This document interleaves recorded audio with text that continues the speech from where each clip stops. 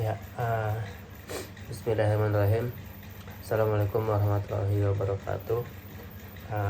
Perkenalkan teman-teman, ya di sini saya Ahmad Zakaria Rahman. Saya akan sedikit memberikan pemahaman atau materi tentang pengolahan data perikanan. Nah, sebenarnya tujuan pokok dilaksanakannya penelitian itu apa sih? Tujuannya itu untuk menjawab pertanyaan-pertanyaan penelitian. Untuk mencapai tujuan pokok tersebut, maka salah satu proses yang harus dilakukan yaitu pengolahan data. Nah, pengolahan data itu salah satu proses dalam penelitian. Penelitian yang tidak melakukan pengolahan data, maka data tersebut dan penelitian tersebut tidak bisa dipertanggungjawabkan. Pengolahan data diperlukan untuk pengambilan suatu keputusan, seperti untuk pada sosial, ekonomi, hukum, teknik, dan lain-lain. Untuk pengolahan data berdasarkan kepada metode ilmiah, bukan instinktif.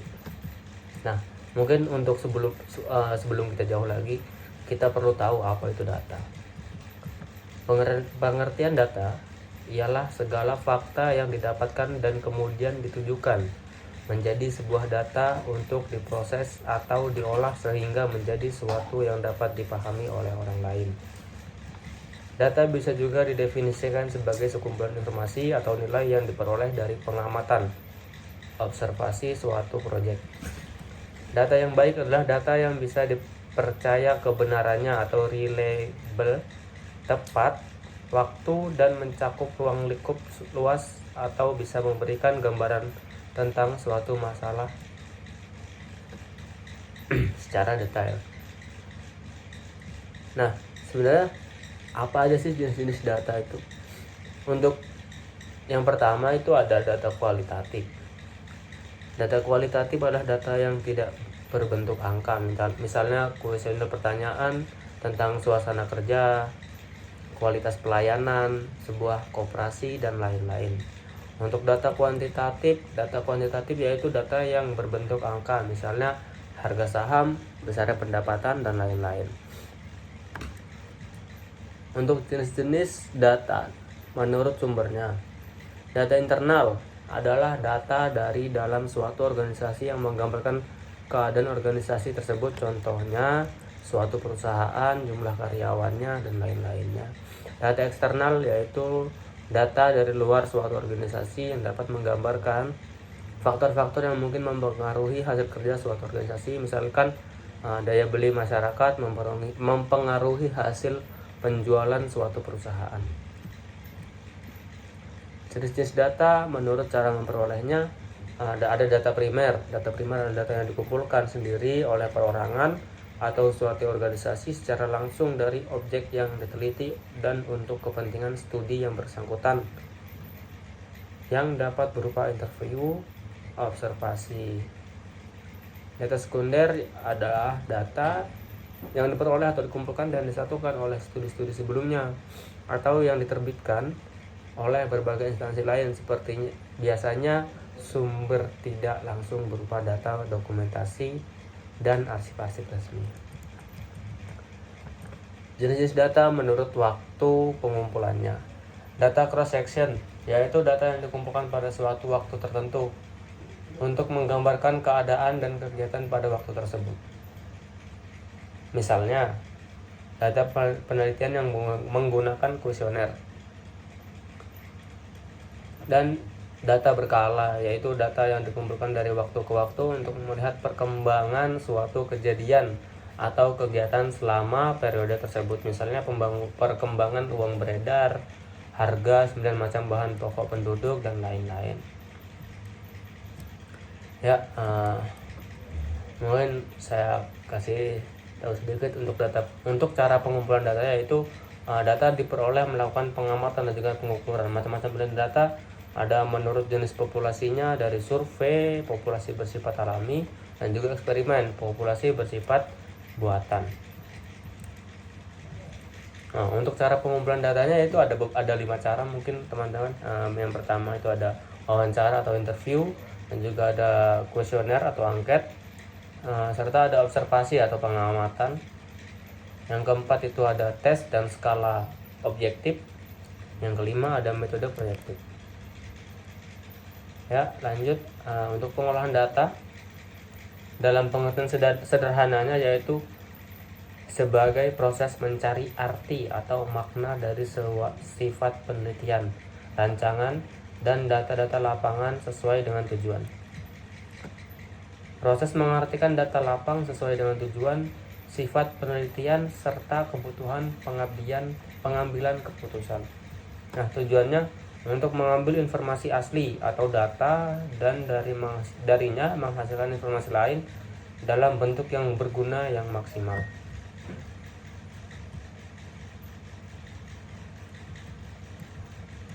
Ya, selanjutnya tunggu sebentar. Ada dua macam peneliti. Satu, peneliti kuantitatif yang mengacu pada konteks of justification, pada dasarnya menguji teori yang berkaitan dengan masalah penelitian melalui kerangka berpikir yang dirumuskan dalam hipotesis penelitian.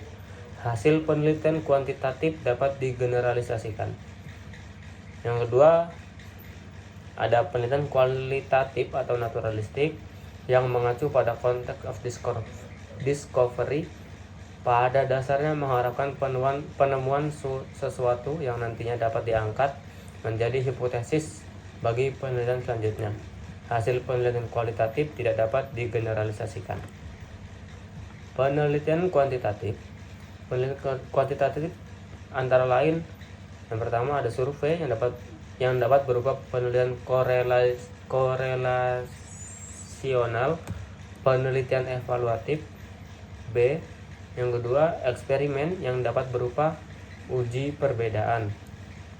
Penelitian kualitatif antara lain yaitu yang pertama penelitian kasus seperti penelitian classroom research yang sifatnya terbatas, kaji tindak atau action research. Baik, untuk data dapat dikatakan baik jika memenuhi syarat sebagai berikut. Yang pertama, objektif, artinya sesuai dengan keadaan yang sebenarnya. Yang kedua, representatif, artinya mewakili atau persoalan yang ada sesuatu yang lebih luas. Yang ketiga, mempunyai tingkat kesalahan baku yang kecil. Yang keempat, up to date, data harus masih baru atau tidak kadaluarsa. Yang kelima, relevan, data yang dihasilkan harus ada hubungannya dengan persoalan yang akan dipecahkan. Karakteristik data. Yang pertama itu tujuan dan masalah data harus digambarkan secara jelas sehingga tidak menimbulkan keraguan kepada pembaca. Yang kedua, teknik dan prosedur dalam data itu harus dijelaskan secara rinci. Yang ketiga, objektivitas data harus tetap dijaga dengan menunjukkan bukti-bukti mengenai sampel yang diambil. 4. Kekurangan-kekurangan selama pelaksanaan data harus diinformasikan secara jujur dan menjelaskan dampak dari kekurangan tersebut. Validitas dan kehandalan data harus diperiksa dengan cermat. Kesimpulan yang diambil harus didasarkan pada hal-hal yang terkait dengan data. Yang terakhir, objek atau fenomena yang diamati harus betul-betul sesuai dengan kemampuan, pengalaman, dan motivasi yang kuat dari si peneliti. Ya, mungkin dari kita sudah banyak bicara soal penelitian kualitatif dan kuantitatif. Untuk ciri-ciri penelitiannya yaitu untuk kualitatif, semua penelitian pada akhirnya memiliki dasar kualitatif menurut Donald Campbell. Tujuan yang hendak dicapai adalah deskripsi yang lengkap dan detail. Pada tahap awal peneliti hanya tahu secara garis besar apa yang hendak dicari. Direkomendasikan untuk digunakan pada tahap awal proyek penelitian. Untuk kuantitatif yaitu tidak ada yang disebut sebagai data kualitatif. Semua data adalah angka menurut Fred Kerlinger. Tujuannya klasifikasi fitur, menghitung dan membangun model-model statistik untuk menjelaskan objek yang diteliti. Peneliti sejak awal harus mengetahui secara jelas apa yang hendak dicari. Direkomendasikan pada tahap lanjutan dari proyek penelitian. Oke teman-teman, kita lanjut lagi. Untuk selanjutnya yaitu analisis data kualitatif. Analisis data kualitatif yaitu cara-cara untuk menjelaskan, mengamati, membandingkan, dan menginterpretasikan pola-pola atau tema yang bermakna dari subjek yang diteliti. Makna ditentukan oleh tujuan-tujuan tertentu yang hendak dicapai oleh penelitian. Maksudnya, data sama dapat dianalisis dari berbagai sudut pandang tergantung pada pertanyaan atau evaluasi apa yang hendak dijawab.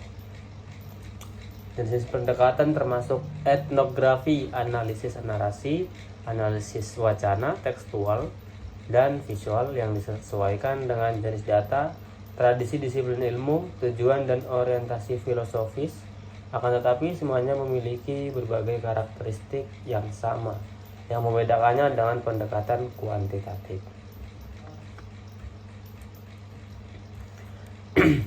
Proses analisis data kualitatif yaitu iteratif dan progresif.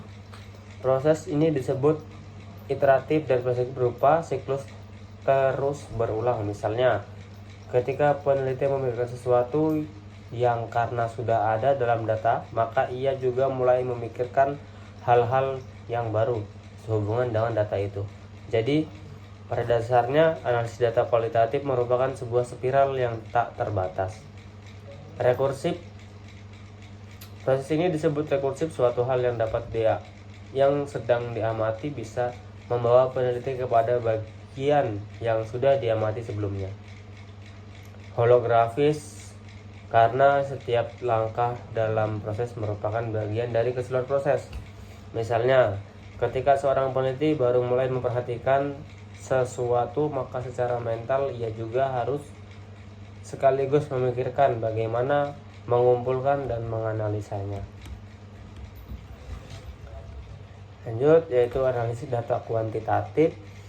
Untuk pengertiannya yaitu proses menyajikan dan menginterpretasikan data merupakan bentuknya angka dengan menggunakan teknik statistik dengan tujuan untuk mendeskripsikan dan menjelaskan fenomena yang teliti.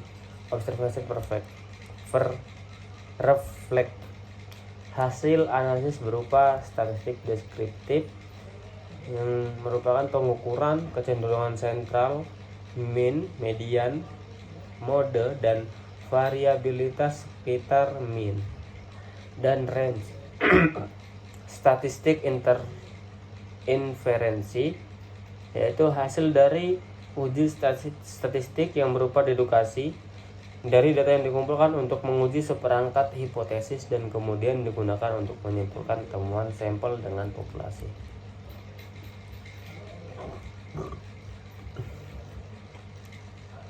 Untuk kelebihan dan kekurangan metode kuantitatif, yaitu kelebihannya dapat digunakan untuk menduga atau meramal, dan yang kedua, hasil analisis dapat diperoleh dengan pasti dan akurat apabila digunakan sesuai aturan-aturan yang telah ditetapkan. Yang ketiga, dapat digunakan untuk mengukur interaksi hubungan antara dua atau lebih variabel. Yang keempat, dapat menyederhanakan realitas permasalahan yang kompleks dan rumit dalam sebuah model. Untuk kekurangan metode kuantitatif yaitu yang pertama, berdasarkan pada anggapan-anggapan atau asumsi. Yang kedua, asumsi tidak sesuai dengan realitas yang terjadi atau menyimpang jauh, maka kemampuannya tidak dapat dijamin, bahkan menyesatkan. Yang ketiga, data harus distribusi normal dengan skala pengukuran data yang harus digunakan adalah interval dan rasio. Yang keempat, tidak dapat digunakan untuk menganalisis dengan cuplikan sampel yang jumlahnya sedikit atau di bawah 30. Pendekatan kuantitatif berangkat dari data atau ibarat bahan baku dalam sebuah pabrik. Data diproses dan dimanipulasi menjadi informasi yang berharga bagi pengambilan keputusan. Data yang dikumpulkan harus dibersihkan sebelum dianalisis. Hasil pembersihan adalah berkurangnya ketidaktepatan dan kesalahan dalam data yang dapat dilakukan sebagai berikut. Mendapatkan data yang akurat hukumnya wajib, karena meskipun model merupakan representase dari realitas yang sempurna, ketidakakuratan dan ketidaktepatan data memperoleh hasil yang menyesatkan. Skala pengukuran data untuk pengukurannya merupakan suatu proses di mana suatu angka atau simbol diletakkan pada suatu karakteristik sesuai dengan aturan atau prosedur yang telah ditetapkan. Stevens 1946. Skala pengukuran data dapat dikelompokkan menjadi 4 jenis, yaitu yang pertama, skala nominal adalah angka yang diberikan kepada objek mempunyai arti sebagai label saja dan tidak menunjukkan tingkatan apa-apa, atau merupakan skala pengukuran yang menyatakan kategori dari kelompok suatu objek. Contoh jenis kelamin yaitu laki-laki diberi tanda 1 dan perempuan diberi tanda 2. Skala ordinal adalah data yang diperoleh dengan cara kategorik dan klasifikasi namun di antara data tersebut memiliki hubungan atau angka yang diberikan, di mana angka-angka tersebut mengandung pengertian tingkatan. Contoh, kualitas produksi yaitu sangat tinggi dikategorikan 5, tinggi dikategorikan 4, sedang dikategorikan 3, rendah dikategorikan 2, dan tidak berkualitas dikategorikan 1. Skala interval adalah suatu skala pemberian angka pada objek yang mempunyai sifat ukuran ordinal dan mempunyai jarak atau interval yang sama. Contoh, temperatur suhu ruangan yang dengan Celcius pada 00 Celcius sampai 100 Celcius. 4. Skala rasio yaitu skala interval yang memiliki nilai dasar yang tidak dapat dirubah, atau skala yang memiliki nilai 0 dan rasio 2 nilai yang memiliki arti. Skala rasio merupakan skala dengan hierarki paling tinggi dibanding skala-skala lainnya yang merupakan angka atau bilangan dari hasil perbandingan. Contoh, tingkat produktivitas merupakan perbandingan antara input dan output.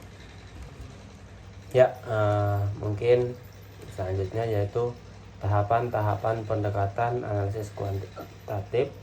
Yang pertama ada perumusan masalah, yang mana itu kita harus merumuskan masalah apa yang mau kita teliti. Selanjutnya ada membangun asumsi, konstruksi model, analisis, interpretasi, validasi, dan implementasi hasil dan rekomendasi.